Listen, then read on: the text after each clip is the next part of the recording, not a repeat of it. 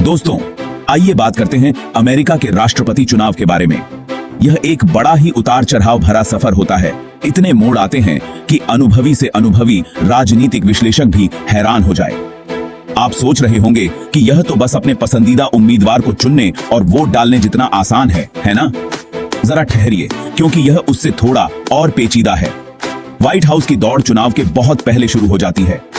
हम महीनों बल्कि सालों की बात कर रहे हैं। प्रचार, धन उगाही और अमेरिकी लोगों को यह समझाने की कोशिश कि हाँ, आप ही इस काम के लिए सबसे अच्छे व्यक्ति हैं। अब आप चुनाव के बारे में राजनीतिक दलों का जिक्र किए बिना बात नहीं कर सकते। अमेरिका में हमारे दो प्रमुख दल हैं, डेमोक्रेट और रिपब्लिकन। इन्हें राजनीति का कोक और पेप्सी समझ लीजिए। हमेशा शीर्ष स्थान के लिए होड़ में लगे रहते हैं। यह एक बहुत बड़ा काम है दोस्तों, और यह सब एक साधारण से सवाल से शुरू होता है। आप अंदर हैं या बाहर? तो हमारे उम्मीदवार तैयार हैं, सब उत्साहित और तरोताजा, अमेरिका के दिल और दिमाग को जीतने के लिए। लेकिन वे ऐसा कैसे करते हैं? खैर, प्रचार करके।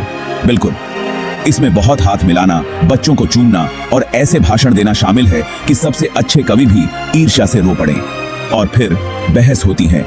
ये प्रमुख कार्यक्रम होते हैं, सुपर बाउल के राजनीतिक समकक्ष, जहां उम्मीदवार लाइव टेलीविजन पर आमने सामने होते हैं।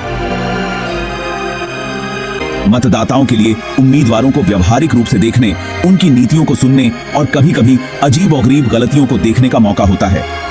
एक मजबूत प्रदर्शन उम्मीदवार को जनमत सर्वेक्षणों में बहुत जरूरी बढ़ावा दे सकता है, जबकि एक कमजोर प्रदर्शन उन्हें उबरने के लिए जूझता हुआ छोड़ सकता है। लेकिन इस सब में मीडिया की भूमिका को न भूलें।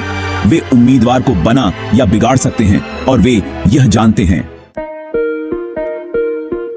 अब उस बड़े कार्यक्रम आम चुनाव पर जाने से पहले हमें प्राइमरी और कॉकस के बारे में बात करनी होगी।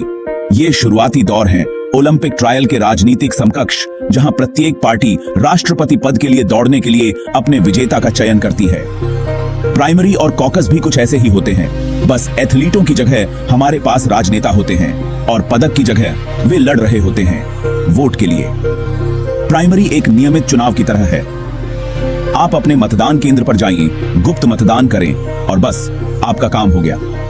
दूसरी ओर कॉकस थोड़ा और जटिल होता है। यह एक टाउन हॉल मीटिंग की तरह है, जहां मतदाता उम्मीदवारों पर चर्चा करने के लिए एक साथ इकट्ठा होते हैं और फिर सचमुच अपने पैरों से वोट देते हैं। ये शुरुआती मुकाबले महत्वपूर्ण हैं, क्योंकि वे यह तय करते हैं कि आम चुनाव में प्रत्येक पार्टी का प्रतिनिधित्व कौन सा उम्मीदवार करेगा।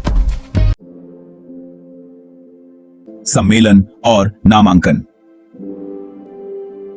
पार्टी की पसंद। ठीक है, तो हम प्राइमरी और कॉकस से गुजर चुके हैं और अब समय आ गया है मुख्य कार्यक्रम का, राष्ट्रीय सम्मेलनों का। ये मूल रूप से विशाल उत्सव रैलियां हैं, जहां प्रत्येक पार्टी आधिकारिक तौर पर राष्ट्रपति पद के लिए अपने चुने हुए उम्मीदवार को नामित करती है। कल्पना कीजिए कि एक स्टेडियम प्रतिनिधियों से खचाखच भरा हुआ है। सभी ने लाल, सफेद और नीले रंग की पोशाक पहनी हुई है, अपने उम्मीदवार के नाम वाले बैनर लहरा रहे हैं और उनका नाम जप रहे हैं। लेकिन सम्मेलन केवल उम्मीदवारों का जश्न मनाने के लिए नहीं होते हैं। वे पार्टियों के लिए एक साथ आने, अपने चुने हुए नेता के पीछे एकजुट होने और अमेरिकी लोगों के सामने एकजुट मोर्चा पेश करने का अवसर भी होते हैं।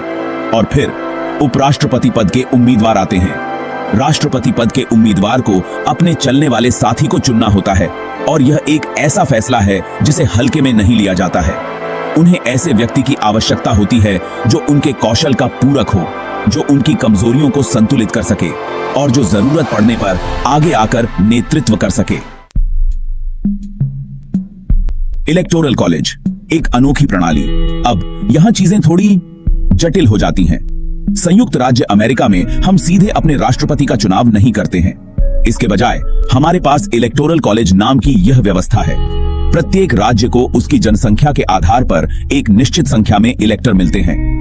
चुनाव के दिन जब आप राष्ट्रपति के लिए अपना वोट डालते हैं, तो आप वास्तव में उन इलेक्टरों के एक समूह को वोट दे रहे होते हैं जिन्होंने आपके चुने हुए उम्मीदवार का समर्थन करने का वादा किया होता है। अधिकांश राज्यों में यह एक विजेता सब ले जाता है प्रणाली है। इसका मतलब है कि उस राज्य में जिस उम्मीदवार को सबसे ज्यादा वोट मिलते हैं, उसे उसके सभी इलेक्टर मिल जाते हैं। इससे ऐसी स्थितियां पैदा हो सकती हैं जहां एक उम्मीदवार लोकप्रिय वोट जीत जाता है लेकिन फिर भी चुनाव हार जाता है क्योंकि उसने पर्याप्त राज्य नहीं जीते। यह एक भ्रमित करने वाली प्रणाली है दोस्तों, और यह वर्षों से बहुत बहस और विवाद का विषय रही है। कुछ लोग सोचते हैं कि यह पुरानी और अनुचित है, जबकि अन्य का मानना है कि यह छोटे राज्यों के हितों की रक्षा करती है।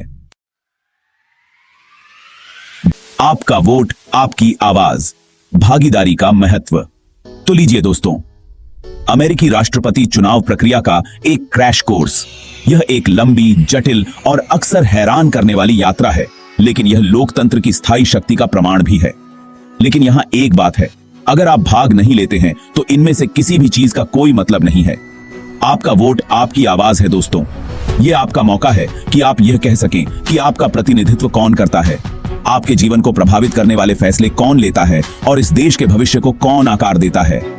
तो वोट करने के लिए पंजीकरण करें, उम्मीदवारों पर अपना शोध करें और सबसे महत्वपूर्ण बात, वहां जाएं और अपनी आवाज बुलंद करें, क्योंकि लोकतंत्र में सबसे महत्वपूर्ण पद व्हाइट हाउस का नहीं बल्कि वह है जो आप एक नागरिक के रूप में धारण करते हैं।